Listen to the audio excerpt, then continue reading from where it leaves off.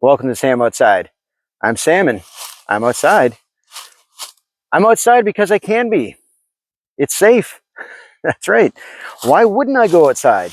Well, first and foremost, I would never go outside to do what it is I'm doing on this walk out with the dog if it wasn't safe. Now, why wouldn't it be safe? Well, in my experience, even recent experience, the weather. If it's thunder and lightning, yeah, I've got no place being out here with the geology in the area where I've got iron ore, other minerals right near the surface. Now, I've seen lightning strike on these properties without any prior sign of thunder and lightning. I've just, like, broad daylight like this, clack of thunder, tree explodes 10 feet away from me, and I'm like, okay, that was a near life experience.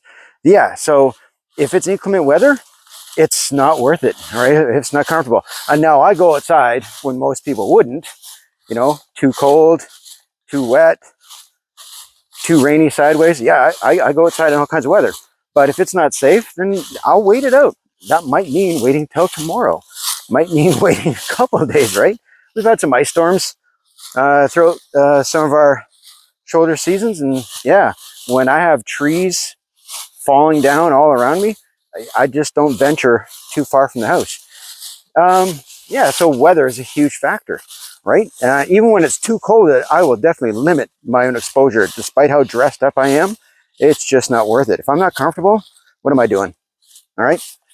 Yeah, I need the exercise, but yeah, I can get my steps in. Now, on the topic of steps, that number 10,000, it's just a number, right? Like it's not a target. In fact, that number 10,000 steps a day, that number was released as a publicity stunt by people who sell pedometers. Yeah. Well, how are they going to know how many steps? Well, they can count them if they buy this, right? So yeah, do what you're capable of. Which brings me to the second aspect of being safe. If a medical professional has told you to take it easy, maybe a walk isn't the thing you need to do, right? Maybe going outside is going to put you at risk. So if you're recovering from surgery, right? If you've got some knee, joint, hip, lower back, if you've got some, right, even if it's like digestive issues, you don't want to be 20 minutes out needing to think about a bathroom, all right, or getting halfway through realizing that, wow, I made it this far, I don't know if I can make it back. Well, then you've made a poor choice, right? So you really have to know your own limits. And if you don't, and a medical professional has had to remind you of what your limits are, even if they're just temporary, then yeah, maybe going outside isn't the thing you need to be doing. Take your recovery time, right? Yeah, no pain, no gain. Well, that's not always the case, right? Our bodies have pain for a reason.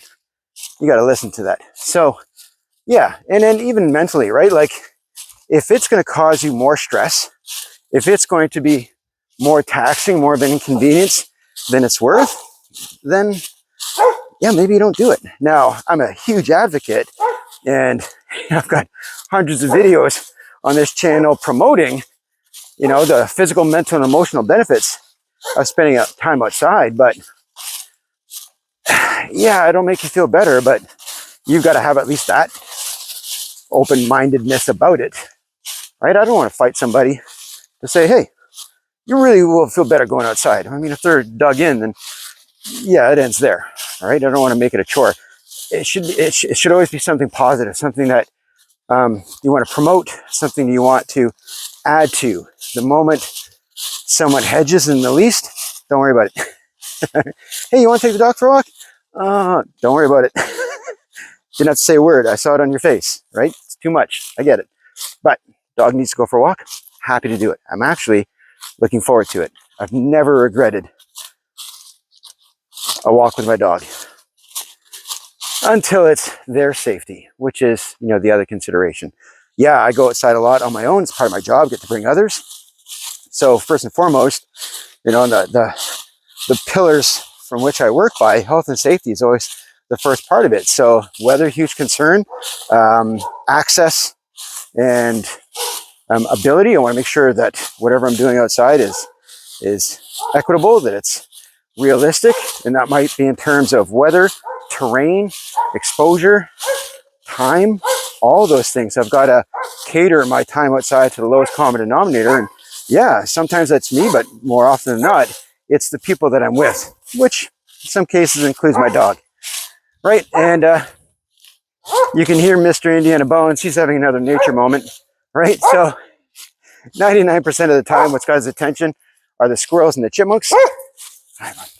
But if I've got wolves howling in the background, if I'm noticing some very fresh sign of bear scat, yeah, that's not the kind of nature moment I want to spend the rest of my day dealing with.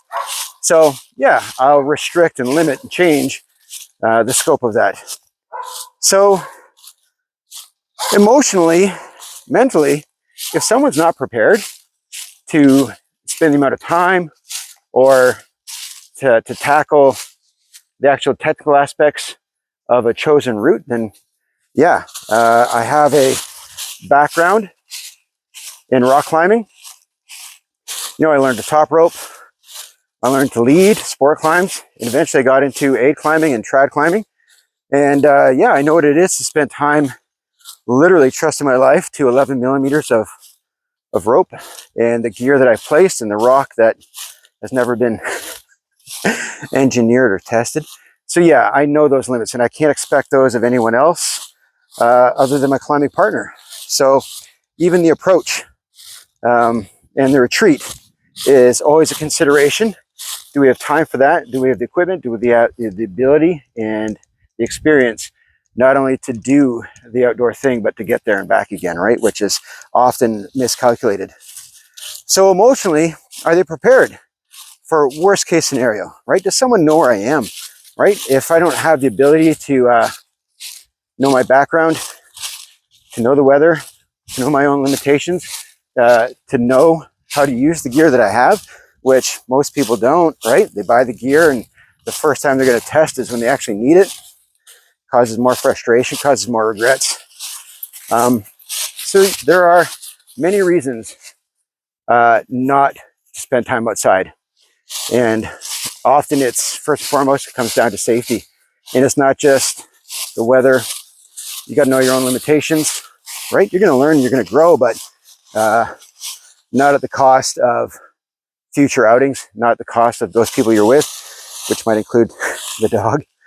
So when you get a chance to go outside, be prepared, know your own limits, and if it hurts, there's a reason for that. So maybe it's time to rethink your time, the environment, the terrain, right? And make some considerations, some modifications around how you next spend your time outdoors.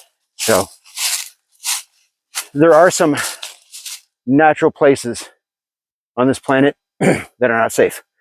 And I've worked with a lot of people who have different experiences with outdoor natural environments, whether they're in urban settings or not. You just don't go to some parks, in some neighborhoods, in some towns. They're not safe places. I get that. Had a chance to live on the road, as it were, and happy to have a hotel room, but I wasn't going to walk around. It's not that kind of neighborhood, right? Maybe I get my exercise at work and not taking risks that are unnecessary and definitely avoidable, right?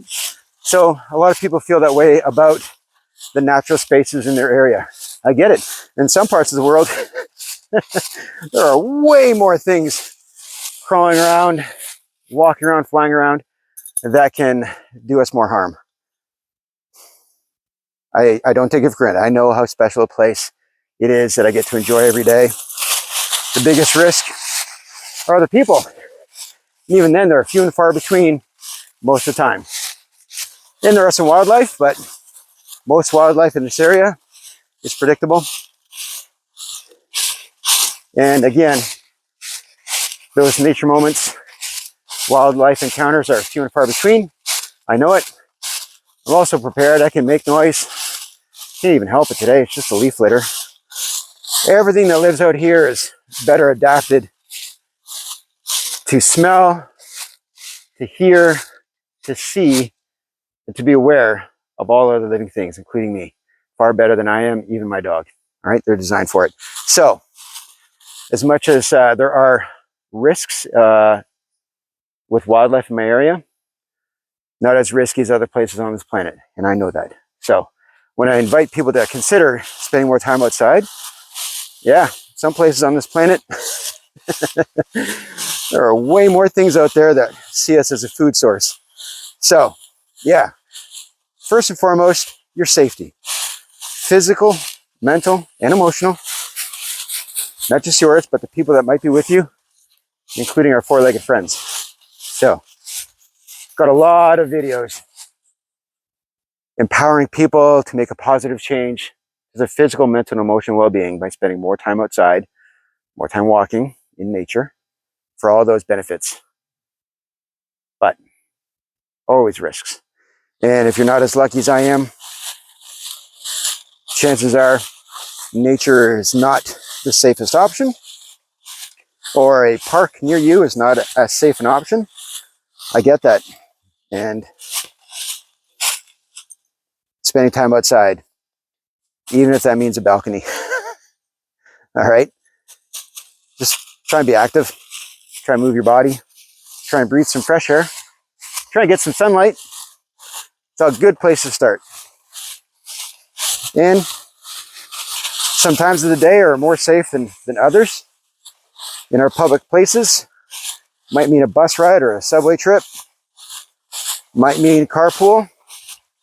Might mean taking part in a Groupon to venture someplace a little more rural, right? Maybe you can't do it every day, every week, or even every month. But when you find a positive, safe space outdoors, you'll know it.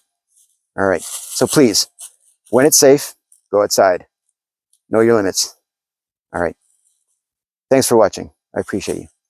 Bye-bye.